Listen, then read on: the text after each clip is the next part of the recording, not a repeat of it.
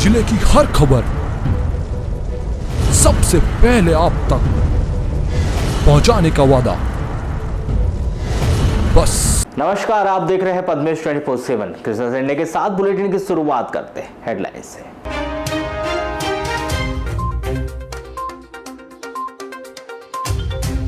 नगर के हृदय स्थल कालीपुतली चौक के 10 दुकानों में हुई चोरी। चोरों ने दुकान के ऊपर सेट काटकर नकदी सहित सामग्री लेकर हुए फरार।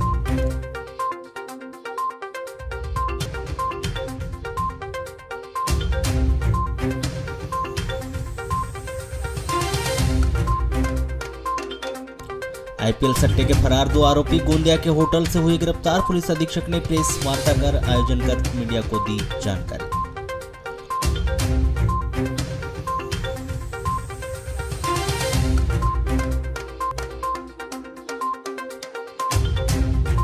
शादी समारोह में नाचने के दौरान बारातियों में हुआ विवाद। कोचेवाड़ा के युवकों ने बारातियों पर चाकू से किया हमला। 4 बाराती हुए घायल।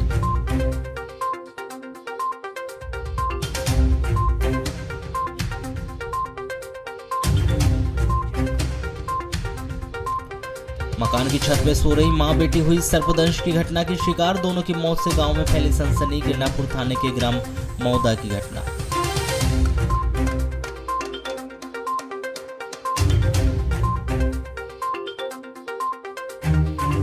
सेवा सहकारी उपकेंद्र कारंजा में हुआ अजब कारनामा। किसान की फसल की राशि महाराष्ट्र के हितग्राही के खाते में पहुंची। अपने ही फसल की राशि से वंचित हुआ प्रति किसान।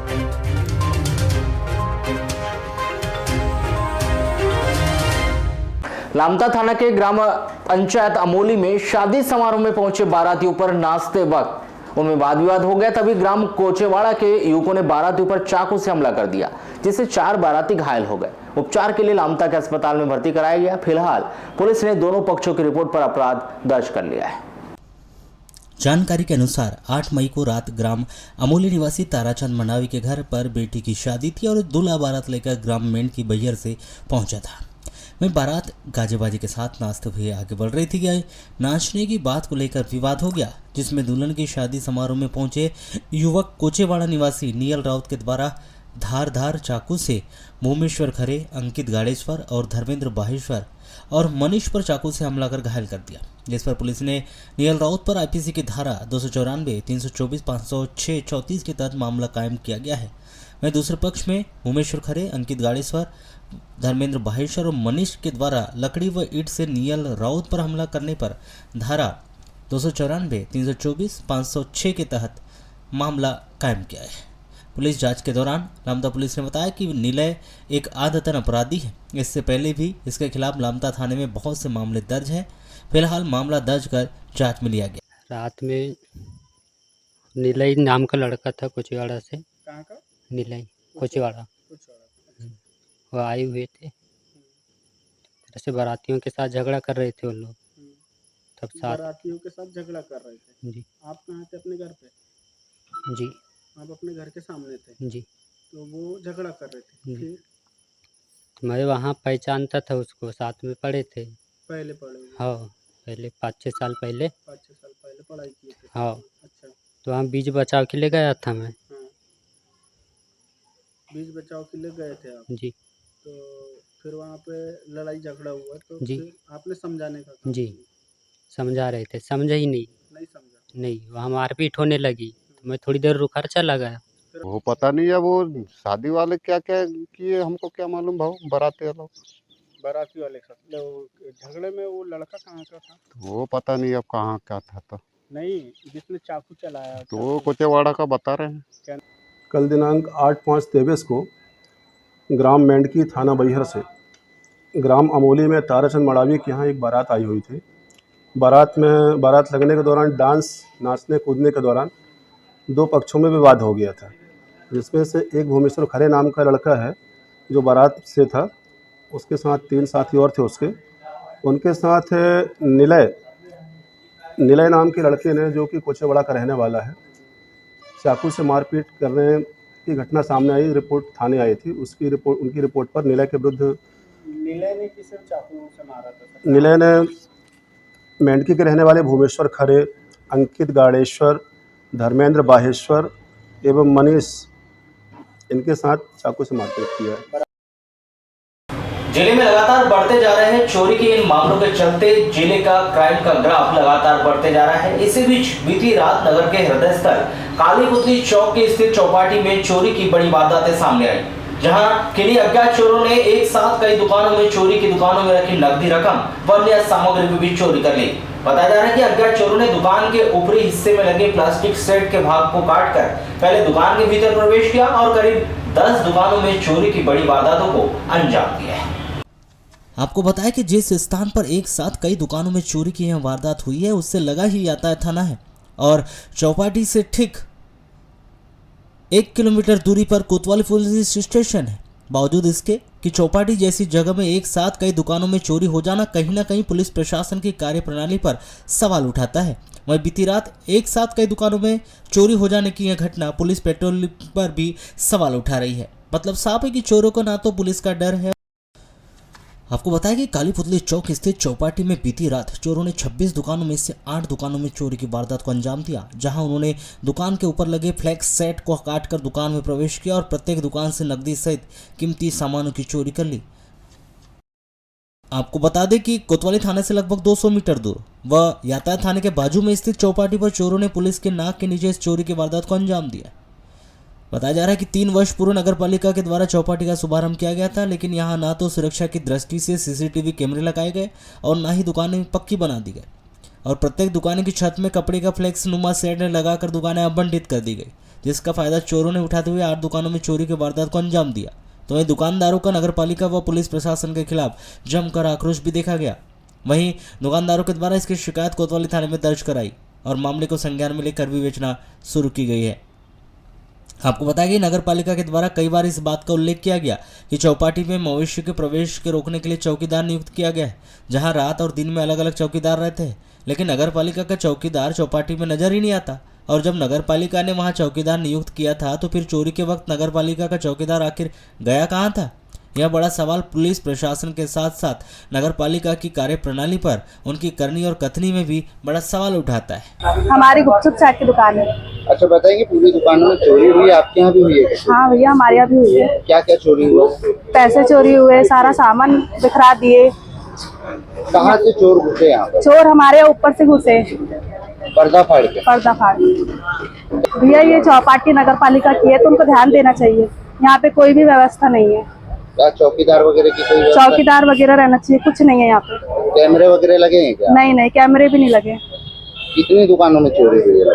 सभी दुकानों में चोरी हुई है, 2-4 दुकानें छोड़ के। वो ऊपर से जो ऊपर में जो टीन लगना था या पक्का रहना था, वहाँ पर क्या फ्लेक्स लगाया गया है और उसको ब्लेड से या चाकू से कुछ से काट करके वो अंदर घुसे हैं और हमारे अमानती सामान और पैसे पूरे गायब कर दिए गए। कितनी दुकानें हैं इस चौपाटी में? इस चौपाटी में 24 दुकान है टोटल 24 दुकान है, लेकिन जो दुकानें पैक करी गई है वो दुकान पूरी काट करके अंदर पूरा सामान की वाट लगा दिए हैं और जो जितने भी पैसे मिल रहे 5 रुपए 10 रुपए पूरे लेके गए, जिसमें से भोलेनाथ पाव भाजी के 4000 रुपए गए। मेरे दुकान से कुछ के काम के 2000 थे वो और 5 के 10 के सिक्के थे वो पूरे लेके चले गए। आईपीएल सट्टे के 2 फरार आरोपी को गोंदिया के होटल से गिरफ्तार करने पर पुलिस अधीक्षक समीर सौरभ के द्वारा स्थानीय कंट्रोल रूम में एक प्रेस वार्ता आयोजित कर मीडिया को जानकारी दी गई। इस प्रेस वार्ता में पुलिस अधीक्षक समीर सौरभ के द्वारा कई अहम जानकारियां भी दी गई। पुलिस के द्वारा बीते कुछ महीनों से आईपीएल सट्टा को लेकर समय समय पर कार्रवाई की जा रही है। जैसे जैसे पुलिस को मुखबिर से सूचना मिल रही है, पुलिस के द्वारा बड़े स्तर पर आईपीएल सट्टे पर कार्रवाई की जा रही है, जिसमें लालबर्रा पुलिस के द्वारा आईपीएल सट्टे पर कार्रवाई करते हुए 2 फरार आरोपियों को गोंदिया के होटल से गिरफ्तार किया है। जिससे लेकर पुलिस अधीक्षक समीर सौरभ के द्वारा बताया गया कि बालाघाट में आईपीएल सट्टा खिलाने वालों को विरुद्ध लगातार कार्रवाई जारी है, जिस पर थाना लालबर्रा में 20 अप्रैल को मुखबिर की सूचना पर आरोपी जमीर पिता जहीर खान उम्र 37 वर्ष निवासी अमोली के द्वारा आईपीएल सट्टा खिलाने पर उसके विरुद्ध धारा अपराध क्रमांक 139/23 धारा (4) का सर्वधूत अधिनियम कायम किया गया, जिससे कुल मसरूक का 35,000 रुपये का विधिवत जमा किया गया था। आरोपी के द्वारा पूछताछ करने पर अपने साथी निशी अग्रवाल व धर्मेंद्र बैस के लिए कमीशन पर काम करना बताया, जिस पर दोनों आरोपियों के विरुद्ध धारा 109 के तहत कार्रवाई की गई थी और फरार आरोपी की पतासाजी में मुखबिर लगाए गए थे। 8 मई को सूचना मिली कि दोनों फरार आरोपी गोंदिया के जिंजर होटल में कमरा नंबर 115 में बैठकर IPL सट्टा का काम कर रहे हैं। सूचना मिलने पर तत्काल ही टीम गठित कर पुलिस अधीक्षक बालाघाट के निर्देशन में टीम गोंदिया के लिए रवाना की गई। दोनों आरोपी नशिकांत अग्रवाल और धर्मेंद्र बैस जिंजर होटल गोंदिया के कमरा नंबर 115 में IPL सट्टा खिलाते पाए गए, जिनके कब्जे से लाइन मशीन, होल्डिंग पेटी, 10 नग कीपैड मोबाइल फ़ोन, 1 नग HP कंपनी का लैपटॉप, 5 नग कीपैड मोबाइल फ़ोन, 2 नग Android mobile, headphone, 3 charger, 1 data cable, 2 हिसाब किताब की कॉपी, नकदी 7,500 रुपये, 2 डाटा पेन और 1 नग पेंसिल, कैलकुलेटर सहित सामान जब्त किया गया, जिन्हें जमानत मुचलका पर छोड़ दिया गया। जब्त सामग्री और नगद राशि की कुल आरोपियों से 3,25,000 रुपये की IPL सट्टा सामग्री व नकदी जब्त की गई। ये लोग अधिकतर गोंदिया में छुपकर या फिर अन्य जगहों से IPL का सट्टा चला रहे हैं। तो इसकी जो कुछ दिनों पहले डालता हमने एक टाइमिंग की और उसके निशानदेही पे 2 आरोपियों की विषय पता चला। बाद में विजय एडिशनल्स की विजय और उनके साथ की टीम लालबत्ता गौरव और उनकी टीम में लगकर इसने दोनों आरोपियों को बरामद किया है। तो काफ़ी बड़ी मात्रा में सामग्री, मोबाइल फोन और अन्य चीज़ें मिली है। इनसे और विस्तृत पूछताछ की जा रही है और हो सकता है कि इनमें कौन लोग जो है जो सट्टा खेलते थे उनकी भी जानकारी हम निकालते हैं, उनको भी नियम के अनुसार नोटिस दिया जाएगा। कुल लगभग इसमें 3.25 लाख रुपये का मशरूता है, जिसमें एक लैपटॉप, एक पूरा स्विच बोर्ड है और बड़ी संख्या में मोबाइल फोन है।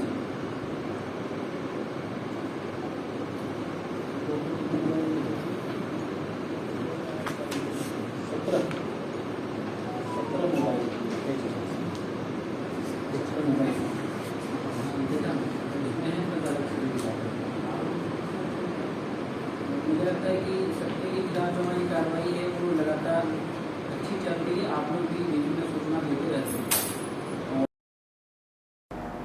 बालाघाट के लांजी क्षेत्र के अंतर्गत सेवा सहकारी समिति उपकेंद्र कारंजा के खाताधारक किसान की बेची गई फसल धान की राशि 1,54,224 रुपए बकायदा समिति ने ऋण वसूली की राशि ईमानदारी से 65,740 रुपए तो काट ली, लेकिन बाकी 88,484 रुपए महाराष्ट्र के हिंगोली जिला के महिला के खाते में डाल दी गई। अब अपनी मेहनत की फसल की कीमत को पाने के लिए वृद्ध किसान दर दर की ठोकर खाने के लिए मजबूर है, जिसकी शिकायत दूसरी बार कलेक्टर कार्यालय जनसुनवाई में की गई।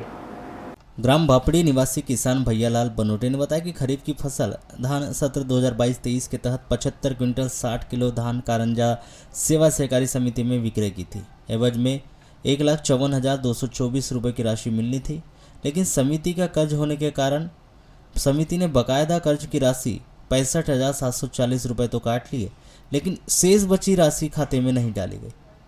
जब खाते में कई सप्ताह तक राशि नहीं मिलने पर जानकारी ली गई तो समिति के कर्मचारियों ने बताया कि उनकी फसल की राशि महाराष्ट्र के हिंगोली जिला निवासी सविता सोनवाने के खाते में चली गई। यह सुनकर किसान के पैरों तले जमीन खिसक गई और वे बेहद ही परेशान हो गए।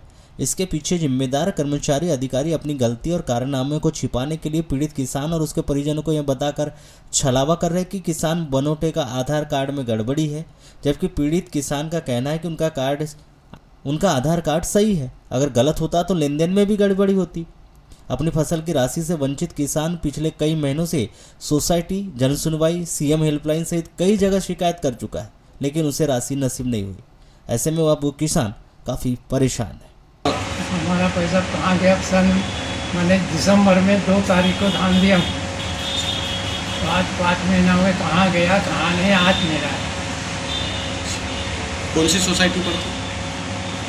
सोसाइटी कौन सी पड़ती है? कारंजा सोसाइटी। कब आया पैसा आपका? अरे पैसा कब आया है आपका? कितनी कुंटल धान भेजे थे आपने? मैंने 70 कुंटल 75 कुंटल बेचे आपने। कितना बनता है आपका? 1,54,224। तो ये कहाँ गया, ऐसी कोई जानकारी लगी कि आपका पता क्यों नहीं है आप तक कुछ ऐसी जानकारी? पूछने गए तो क्या बताते हैं वहाँ? हाँ आएगा बाकी सब किसानों का आ गया क्या पता? हाँ सबका आ गया। आप ही का नहीं आया? सबका आ गया। कौन सी सोसाइटी आपकी? कारंजन। और कहाँ के रहने वाले हैं आप? अच्छा ये बताओ, आपका पैसा कहीं और तो नहीं चले गया क्या? पता लगा क्या कुछ ऐसा? वही कहते हैं महाराष्ट्र में गया, कहीं खाते में गया, ऐसा कह रहे थे सब, कहते हैं कि कहाँ गया तो हमको क्या मालूम। अच्छा उनका पैसे हिंगोली डिस्ट्रिक्ट में गए, अपन सोसाइटी से निराकरण किए तो बोले कि आधार कार्ड में गड़बड़ी होने की वजह से किया, तो इसमें अकाउंट नंबर भी गड़बड़ी पाएगा अगर मिल आप किए तो। अच्छा कैसे पता चला कि दूसरी जगह चला गया वो? हाँ सोसाइटी वालों ने दिए ना पत्र। सोसाइटी वालों ने पत्र दिए? हम इधर उधर जाते हैं तो आधार कार्ड में गड़बड़ी बताते हैं। तो पहले ऐसी गड़बड़ी आई थी क्या? नहीं पहले अभी पे लेन देन उसी आधार कार्ड से कर रहे हैं मान लो। वो तो ये पैसे आ जाता है। और बैंक खाता वगैरह? बैंक का खाता से भी लेन देन चालू है। वही खाते जी। इस संबंध में जिला विपणन अधिकारी धीरेन्द्र रघुवंशी ने बताया कि किसान भैयालाल बनोटे ने कारंजा केंद्र में 1,54,000 रुपए का धान विक्रय किया था। उनका ऋण भी कट चुका है। लगभग 88,000 रुपए गलत खाते में GITC लिंक होने के कारण चला गया, जिसका निराकरण जल्दी हो जाएगा। हमारे द्वारा भोपाल में भी पत्राचार किया गया, जिसका संभवतः 2-4 दिन में निराकरण हो जाएगा। CSP कार्यालय के सामने उस समय अफरा तफरी मच गई जब विद्युत पोल में शॉर्ट सर्किट होने की वजह से आग लग गई, जिससे फायर ब्रिगेड की मदद से आग पर काबू पाया गया, जिससे बड़ा हादसा होने से टल गया। CSP कार्यालय के सामने अचानक उस समय अफरा तफरी जैसे माहौल बन गया जब अचानक से SP कार्यालय के सामने स्थित विद्युत पोल में लगे विद्युत वायर में आग लग गई और आग लगने से विद्युत वायर 2 टुकड़ों में बढ़ गया, जिसकी सूचना पुलिस कर्मियों के द्वारा तुरंत ही नगर पालिका के फायर ब्रिगेड को दी गई। सूचना मिलते ही फायर का अमला CSP कार्यालय पहुंचा और विद्युत पोल में लगी आग पर समय रहते काबू पा लिया गया। यह आग विद्युत पोल में शॉर्ट सर्किट होने की वजह से लगी।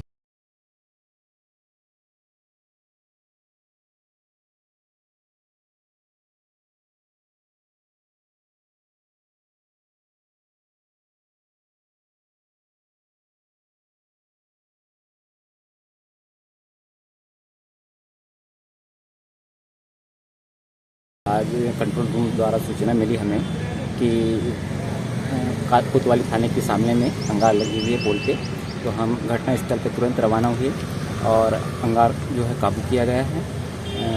इसमें हमारा जो है सपोर्ट बिजली विभाग से ज़्यादा चाहिए, भले नहीं मिल पाता हमें। हम स्पॉट में पहुंचने के बाद में जो हमें जो है उनका सपोर्ट नहीं मिल पाता। हम चाहते कि हमें सपोर्ट करें, कंधे से कंधा मिला के चले, वो थोड़ा अच्छा होगा। क्या सपोर्ट क्या हो सकता है? आज ऐसा है कि जैसे अभी हम अंगार बुझा रहे हैं, बिजली वाले हमें मौके पे तत्काल हमारे साथ में मिलते तो हमें और थोड़ा सा राहत मिलती। क्या सूचना कर दिया था बिजली विभाग? हाँ बिजली विभाग को सूचना आई थी। यहाँ आपको किसने बताया था? कंट्रोल रूम से? कंट्रोल रूम द्वारा सूचना मिली। क्या लग रहा है कैसे आग लगी होगी? ये बस शॉर्ट सर्किट से ही हमारा लगता है। परसवाड़ा थाना क्षेत्र के अंतर्गत आने वाले ग्राम कनारी में इसी ग्राम की नवविवाहिता सरिता पति प्रेम सिंह मरावी 22 वर्ष की संदिग्ध स्थिति में मौत हो गई। परसवाड़ा पुलिस ने मर्ग कायम कर जांच शुरू की है। प्राप्त जानकारी के अनुसार सरिता का मायका ग्राम कुमनगांव का है। प्रेम सिंह मरावी कनारी निवासी सरिता की रिश्तेदारी में है। प्रेम संबंध के चलते दोनों ने माह फरवरी में मुख्यमंत्री कन्यादान योजना के तहत आयोजित सम्मेलन में शादी की थी और पिछले माह 24 अप्रैल को दोनों ने सामाजिक रीति रिवाज से भी शादी की थी। शादी के बाद सरिता अपने ससुराल कनारी में रह रही थी। बताया गया कि 8 मई की रात्रि अचानक सरिता की तबीयत खराब हो गई।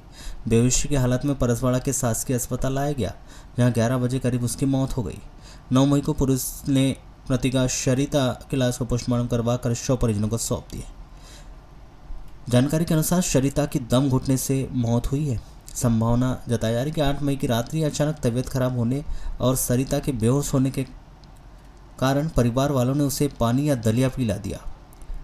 श्वास नली में फंस जाने की वजह से दम घुटने से मौत होना बताया गया। आगे मर्ग जांच कर परसवाड़ा SDPO के द्वारा जांच की जा रही है। जनपद पंचायत किरनापुर के अंतर्गत आने वाले ग्राम सुसवा के सरपंच अपने सभी 20 पंच व अन्य ग्रामीणों के साथ कलेक्टर कार्यालय पहुंचे, जहां उन्होंने वर्षों से लंबित अपनी 3 सूत्रीय मांगों को लेकर कलेक्टर कार्यालय में ज्ञापन सौंपा है। अपर कलेक्टर शिवगोविंद मरकाम को सौंपे गए इस ज्ञापन में उन्होंने आंगनवाड़ी केंद्र क्रमांक 2 भवन निर्माण के लिए पूर्व से प्रस्तावित भूमि पर वर्षों से स्थित अतिक्रमण को तुरंत हटाकर आंगनवाड़ी भवन निर्माण के लिए प्रस्तावित भूमि पंचायत को दी जाने की मांग की। तो वहीं उन्होंने ग्राम सुसवा और गुड्डू टोला के बीच नाले पर पुलिया का निर्माण कराकर आवागमन व्यवस्था को बहाल करने की भी गुहार लगाई। लेने आए हैं 3 प्रकार के ज्ञापन हैं, जिसमें पहला आंगनबाड़ी जो है हमारा 17-18 से प्रस्तावित है। आंगनबाड़ी केंद्र क्रमांक 2, जिसमें पिछले 7-8 सालों से जो है उस ज़मीन को हटाने के लिए जो अतिक्रमण कार्य है पिछले वो तो लगभग बहुत समय से अतिक्रमण है, लेकिन जब हमारे पास शासकीय भवन बनाना है तो 7-8 साल से उस ज़मीन को हटाने के लिए पूरे पंचायत बॉडी गांव के लोग उनके जो है ज़मीन के लिए जाते हैं। तो उन लोगों का क्या है, कई प्रकार से गाली गलौज करना, लोगों को डराना चमकाना, इस प्रकार से। मैं क्या है अपने तहसील कार्यालय में भी 2-3 बार SDM मैम के पास 5-7 बार गया, नायब तहसीलदार सर के पास में गया, किसी प्रकार से कोई सुनवाई नहीं आज तक। इसलिए जो है 5-7 साल पहले प्रस्तावित जो आंगनबाड़ी है आज तक नहीं बना पाए, जिससे ग्रामीणों को भी बहुत समस्या है। बच्चे जो है किसी के घर में तो किसी के कहीं जाकर के जो है बच्चों को आंगनबाड़ी की मैडम पढ़ाती है, ये समस्या हमारे यहाँ मुख्य रूप से। ग्राम पंचायत सुसवा के सरपंच साहब और पूरे गांव के 50 आदमी आए हुए हैं और एक तो कलेक्टर के नाम में ज्ञापन सौंपे हैं। इसमें 3 प्रकार की मांग हैं। ये जो आंगनबाड़ी केंद्र में अतिक्रमण हो रहा है उसको हटाने के लिए है। दूसरा शासकीय हाई स्कूल सुसवा में हैंडपम्प खनन के लिए है। तीसरा है सूखा नाला पर पुलिया निर्माण।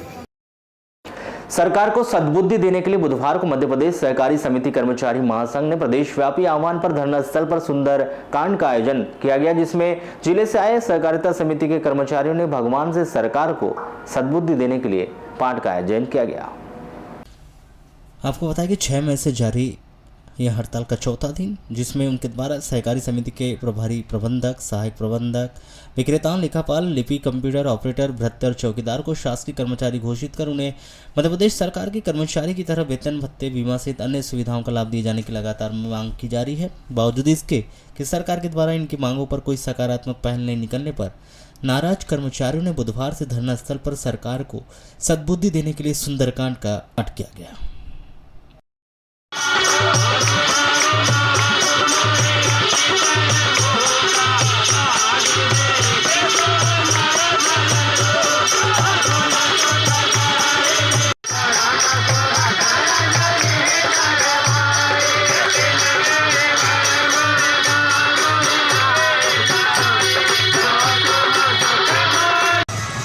श्रीमान जी, कल सरकार के द्वारा हमारे प्रतिनिधिमंडल को बुलाया गया था। सरकार के साथ में संगोष्ठी हुई है, कल बैठक हुई है, लेकिन उनका जो प्रस्ताव उनने सरकार ने अपने पक्ष का जो रखी थी वो हमारे प्रतिनिधिमंडल को, हमारे लोगों को थोड़ा स्वीकार नहीं हुआ। इसलिए वो कल की जो चर्चा थी वो बंद कर दी गई। आज भी हमारा संग्राम जारी है। सद्बुद्धि यज्ञ है 52 जिलों में और पता पड़ रहा है कि आज फिर से चर्चा होने वाली है। अभी उसका कार्यक्रम तो निश्चित आया नहीं है, देखो क्या होता है।